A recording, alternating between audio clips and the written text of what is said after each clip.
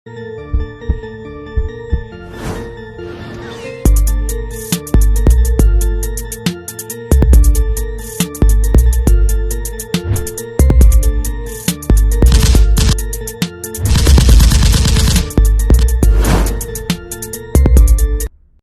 gabi mga kaluyalista. Ating pong tunghayan ang natatangi pong kwento ni Agnes, isang OFW na kung saan dati po siyang nakaranas ng marangyang buhay hanggang nawala po ang lahat ng kanilang mga kayamanan nang dahil na rin sa pagkagumo niya sa kasino at hanggang maubos lahat ang pinaghirapan ng kanyang mga magulang hanggang sa mamasukan niya itong kasambahay. Ang buhay ay sadyang parang gulong, parang ikot-ikot lang. Minsang nasa ibabaw at minsang nasa ilalim. Si Agnes ay tubong Pangasinan, ngunit lumaki sa Maribeles, Bataan dahil ang kanyang mga magulang ay nakabili ng ilang ektaryang bukid sa Maribeles. At dahil na rin sa tiyaga at sipag ng kanyang mga magulang, kung kaya't mabilis ang pag-asenso ng kanilang buhay. 3 silang magkakapatid at lahat sila ay titulado. Nagtapos si Agnes ng Commerce, Major of Banking and Finance. At bukod sa matagumpay na buhay ng kanyang pamilya, mula sa masaganang ani ng kanilang mga bukirin, at dahil na rin sa mga makabagong teknolohiya, ay lalong nananagana at nanagana ang kanilang ani mula sa mga palay, sa mga iba't ibang gulay at sa mga iba't ibang prutas, kung kaya't mabilis ang kanilang paglago. At bukod diyan ay nagpapautang na rin sila ng patubuan na may 20% interest. At kung di nakakabayad ang may utang, ay hinihila ang kanilang bukirin o ano pa mang asset na meron ang borrower. At sa paraan na yan ay lalo silang umasenso at dumami palalo ang kanilang mga ari-arian. Si Agnes ay spoiled sa kanilang magkakapatid. Palibas ay siya ang bunso, kung kaya't lahat ng kanyang luho ay ibinigay ng kanyang mga magulang. Si Agnes ay ubod ng suplada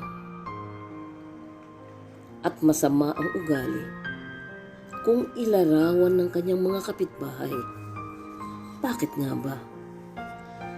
Sa kunting pagkakamali mo'y talagang tatanggap ka ng masamang salita mula sa kanya. At kung malilate naman ang bayad ng mga tao'y ginagawang doble ang interes ng kanyang pautang. Sa kanyang mga trabahador na may napakahigpit niya. Abay Manong Teopilo, pang ilang bali mo na to ha? Wala ka nang masahod sa katapusan ng buwan. At hindi ka pa nga nag-uumpisa, babali ka na naman. Pasensya na po ma'am. Mangyari kasing nagkasakit ang bunso ko, kaya nangangailangan po ng gamot. Pumanaw ang mga magulang ni Agnes at naiwan halos lahat sa kanya. Ang kanilang kayamanan, ang kanilang mga maluwang na bukirin, na di na rin pinakialaman ng kanyang 2 kapatid na nakabase na sa Estados Unidos at may kanya-kanya ng buhay at parehong nagtatrabaho sa ospital. Bukod sa hindi na rin talaga nilang kasundo ang bunso nilang kapatid, ay wala na silang interes bumalik sa Pilipinas. At dahil sa nag-iisa na si Agnes sa kanyang buhay, ay napabarkada siya sa mga alta sosyal na mahilig magkasino. Noong una, ay patingin-tingin lang naman sa mga kaibigan. Nakalaunan, ay parang nagkaka-interes na ring subukan. hanggang sa masanay. Sa madalas na paglabas-labas at paglaro-laro, ay medyo malaki na ang nabawas sa deposito niya sa bangko, na ito'y iniwan pang pamana ng kanyang butihing mga magulang nung nabubuhay pa sila. At sa mga araw na natatalo siya sa sugal, ay lalo lang siyang nagiging mainitin ang ulo at walang pakundangan kung singhalan ang kanyang mga trabahador at mga kasambahay. Ano ba? Ronnie, natutulog pa ang tao. Ma'am, kasi po may naghahanap po sa inyo. Importante daw po. Yes? What do you want? Good morning po, ma'am. Ako po kasi yung pumalit po kay Rodel. Napag-utusan po ako ni Sir Jimmy, ang inyong katiwala, na baka daw po pwedeng dumalaw naman po kayo sa inyong bukid. Kasi ang dami pong napesting gulay at halos di na po mapakinabangan. Ha? Ang tatanga naman ninyo! At ano pala ang silbi ninyo? Mangyari pong di naman daw po kayo nagbibigay ng perang pambili po ng pesticide, ma'am. Ay sus, mga peste kayo sa buhay talaga! At dahil nalulung na sa sugal si Agnes, kung kaya't di niya namamalayan na napapabayaan ng maluwang na bukirin, nakalaunay, unti-unting nalulugi. At pati mga manggagawa niya ay linisan na rin siya dahil di na nasasahuran. Ibinenta niya ang malawak nilang lupain. Nakalaunay, na ipatalo pa rin niya sa kasino. Pati ang kanyang sariling sasakyan ay nabenta rin at napatalo rin sa sugal. Pati mga kasambahay niya na ilang buwan nang di nasasahuran ay linayasan na rin siya. Isang araw na umuwi siya mula sa pagkatalo sa kasino, ay madilim at mapanglaw na tahanan ang kanyang nadatnan. Doon niya napagtanto na pati kuryente pala'y ilang buwan nang di nababayaran at nagdudumilat na ang katotohanan na naputulan na pala siya ng kuryente. Nasa po niya ang kanyang ulo. Sa madilim na sala ay napaupo siya. Doon niya napagtanto na nawala na pala lahat ang kanilang kayamanan. Kayamanan na pakiramdam niya hindi siya mauubos-ubusan. At ang mga kayamanan na yun na siyang pinaghirapan ng gusto ng kanilang mga magulang. At yung mga manggagawa niya na nanatiling mga tapat, maski napakabagsik niya, ay iniwanan din siya. My God, anong nangyari sa akin? At humagulgol siya ng iyak. Ngayon lang siya umiyak ng umiyak. Nasantansya niya ay mas malakas pa ang kanyang iyak kaysa nung ilibing ang kanyang mga magulang. Doon niya naalaala na may dalawa pala siyang kapatid na pwede niya takbuhan. Pero paano? Di nga ba hindi siya kinakausap ang mga ito? At dahil na rin sa kamalditahan niya, ni hindi alam ang numero ng mga ito. Ano na lang ang sasabihin nila sa kanya kapag malaman nila kung ano ang mga ginawa niya? At sinisingil na rin siya ng mga kaibigan niya sa kanyang mga utang. Kung kaya't halos maubos ang laman ng kanyang bahay. at tanging ang kanilang bahay na lang ang natitirang alaala ng kanyang mga magulang. Okay. I need to find a job. Nasabi niya sa kanyang sarili. Bakit nga ba hindi ko gamitin ang aking pinag-aralan? Kaso nakailang apply na siya, ay walang tumatanggap sa kanya. We will just call you, ma'am. Laging ganun ang sagot.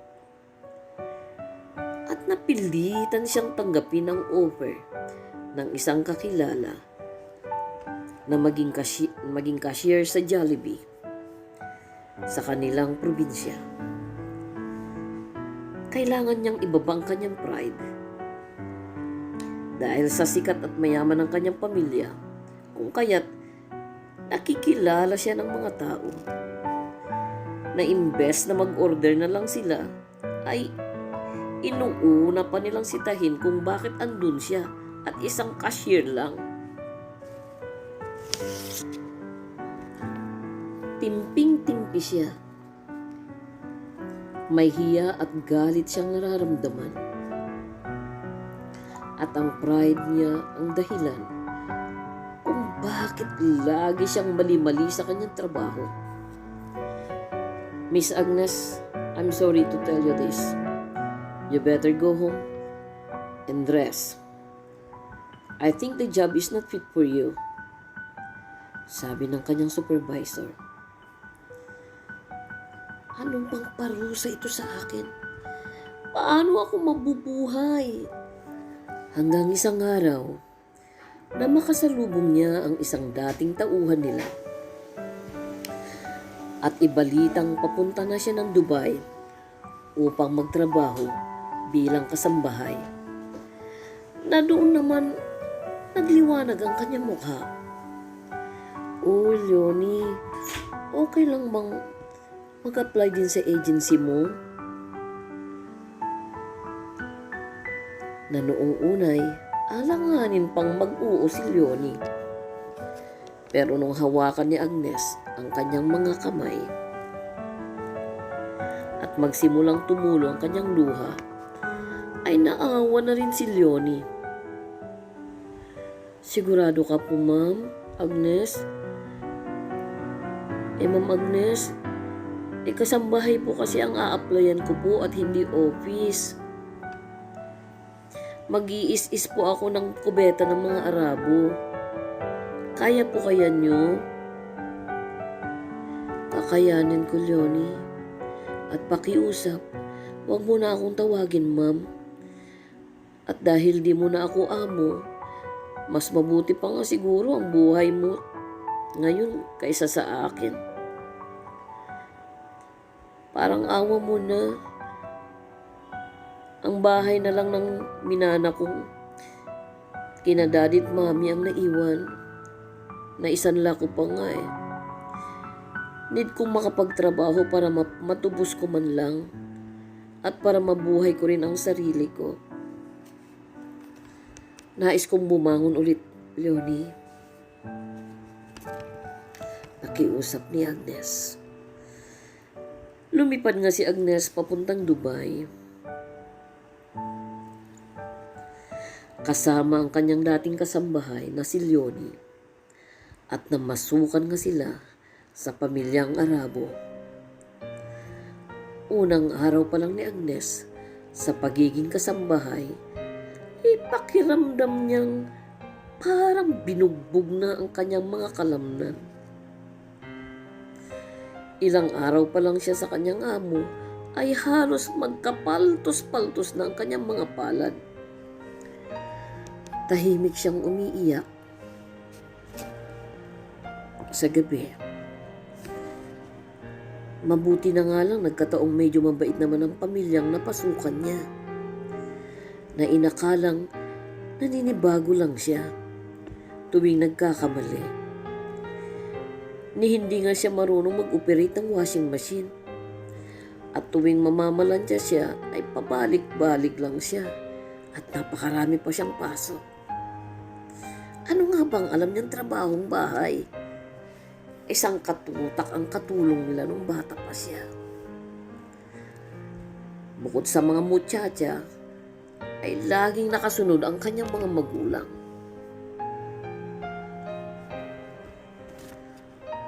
Ngunit determinado siyang matuto. At dahil halos nawala ng lahat sa kanya, dahilan na rin sa pagkagumon niya sa kasino, at muling tumulo ang kanyang luha. Nasa emote mode siya nung mag-ring ang kanyang phone. Hello Agnes, okay ka lang ba? Okay ka lang ba diyan? Kumusta ka na? Uy Leonie, salamat ha at naalaala mo akong tawagan. Okay lang naman ako dito. Mababait naman sila, kaya lang, alam mo na, mahirap pala. Alam mo, ang hirap-hirap pala ang trabahong bahay. At medyo nagsimulang tumulo na naman ang kanyang mga mata. Okay lang yan, friend. Masasanay ka rin yan. Kagaya ko, medyo nasasanay-sanay na. Daanin mo na lang sa pag-YouTube o kaya sa internet. Alo ng kanyang kaibigan. Isang araw, kinausap si Agnes ng kanyang mga amo. Agnes, yes sir, my mother needed to bring in America for immediate operation. I want you to get ready. We will go in American Embassy to apply US visa. I have a big house in Manhattan. You and my mother stay first there, maybe at least 6 months. Amerika? Manhattan? OMG! Di nga ba ang kanyang mga kapatid ay nasa New Jersey? At may address naman ang mga ito. Naalala pa niya yung address na nasa package nung pinapadalahan pa ng regalo ang kanyang mga magulang. Agnes, are you okay? Is it okay for you? Okay, sure, sir. Sagot niyang kandautal sa excitement. Natuloy nga ang pagpunta niya ng Amerika.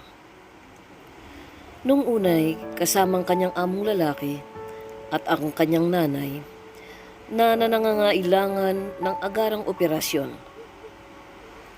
Wow! Amerika! New York! Kay ganda! Taimtim niyang bulong. Na kung tutuusin, ay matagal na rin sana siyang pabalik-balik rito, gaya ng kanyang mga magulang. Pero talagang hindi siya nagkaroon ng interes. Lalo't di niya kasundo ang dalawa niyang kapatid. Lalo na noong sadyang sabuyan niya ng mainit na kape ang kanyang ate. Naginantihan naman siya nito ng malulutong na sampal.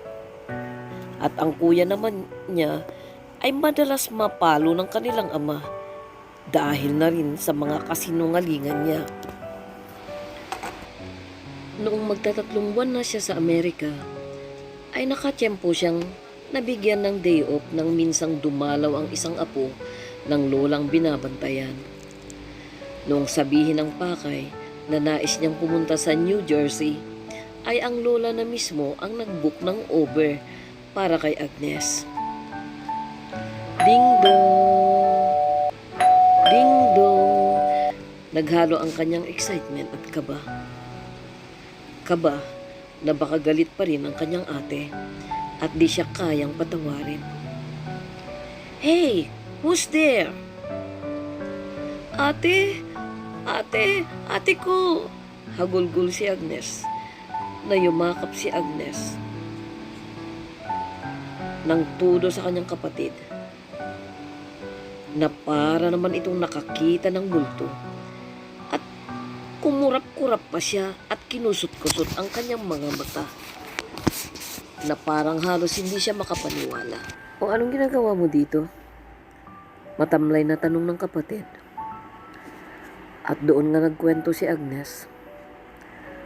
Nakatitig lang ang kanyang ate na parang inaaninaw kung nagsasabi siya ng totoo. Ikaw?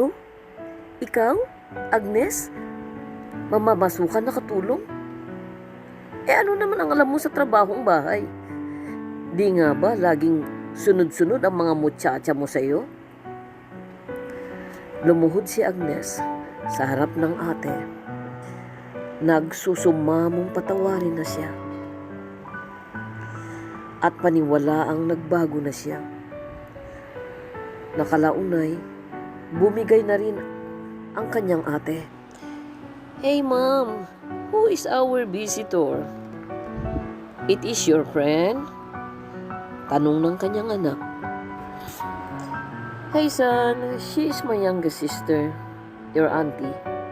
Come on, give her a welcome hug. Siya nga pala si Ariel, ang aking bunso. Kay pogi-pogi naman ang pamangkin ko. At pinupog nga ng halik ang kanyang pamangkin at binigyan ng matinding yakap. Malapit lang ang bahay ng kuya dito. Magpahinga ka na muna at puntahan natin siya. Kagaya din ng kanyang ate. Parang natuklaw din ng ahas ang kanyang kuya at halos di makapaniwala. Mas mapapaniwalaan pa nga niya na nawala na lahat ng kanilang kayamanan kaysa paniwalaan niyang nagpakatulong sa mga Arabo ang kanilang bunsong kapatid. Bumalik sa Manhattan si Agnes.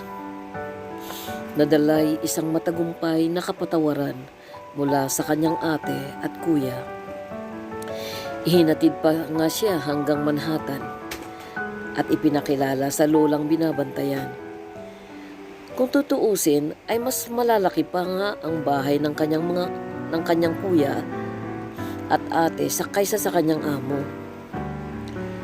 Bago bumalik ng Dubai si Agnes, ay nangakong tutulungan ng kanyang mga kapatid. At malakalipas nga ng ilang buwan, muling bumalik si Agnes sa Amerika, kasama pa rin ang alagang lola. At sa panahon na yan, ay ipinakilala ng kanyang kuya ang kanyang kasamahang sa trabaho kay Agnes. Nakalaunan ay nahulog na rin ang loob sa dalaga. Si Tony ay isa siyang Pilipino, medical technology sa ospital, diborsyado at may isang anak. Pinakasalan ni Tony si Agnes at nagsama bilang nagmamahalang mag-asawa. Mahaba man ang nilakbay ni Agnes, ngunit sa kabila niyan ay bumangon siya at nagpakumbaba. Matapos niyang maranasang magutom, maalipusta, at maging isang alila, ay naramdaman niya kung ano ang ipinaramdam niya sa kanyang kapwa. Ang malaking leksyon niya sa buhay ay kailangang magpakumbaba. Kagaya ng isang palay na tuwid habang yumayabong at nung nagbunga ng masagana, ito'y yumuko. Humbleness is the key of success. Do nothing out of selfish ambition or vain conceit. Rather, in humility value others above yourself. Philippians 2:3. Live in harmony with one another. Do not be proud, but be willing to associate with people of low position. Do not be conceited. Book of Romans, chapter 12, verse 16. Humble yourself before the Lord, and He will lift you up. Book of James 4:10. Muli po nating natunghayan ang buhay po ng isa nating OFW ng Dubai na dati pong marangyang namumuhay. Sagana po sa lahat ng bagay. Lumaki siya na lumalangoy sa marangyang buhay. Ngunit lahat ng pinaghirapan ng kanyang mga magulang, lahat ng kaalwanan at kayamanan ay halos isang iglap lang itong nawala dahil sa pagkagumo niya ng kasino. Napatunayan natin nang ang buhay ay parang isang gulong. Kaya kung hindi natin iingatan kung anong meron tayo, saglit lang itong nawawala. Ngunit sa kabila noon, sa pagkadapa ni Agnes at sa lahat ng mga karangyaang meron siya, noong sandaling ito'y nawala na, natuto siyang magpakumbaba, natuto siyang bumangon, natuto siyang tumayo sa kanyang mga sariling paa, at natutunan niya makipagkapwa-tao. At hindi ito nabigo. Muling nabigyan siya ng panibagong buhay. Si Agnes ay masaya na ngayon na namumuhay sa piling ng kanyang Pilipinong pinakasalan sa Amerika. At ngayon, matagumpay na siya na namumuhay kasama ang kanyang minamahal. Naway nakapulutan muli natin ng panibagong aral sa ating buhay. Salamat mga kaluyalista at mga kaibigan. Magandang gabi.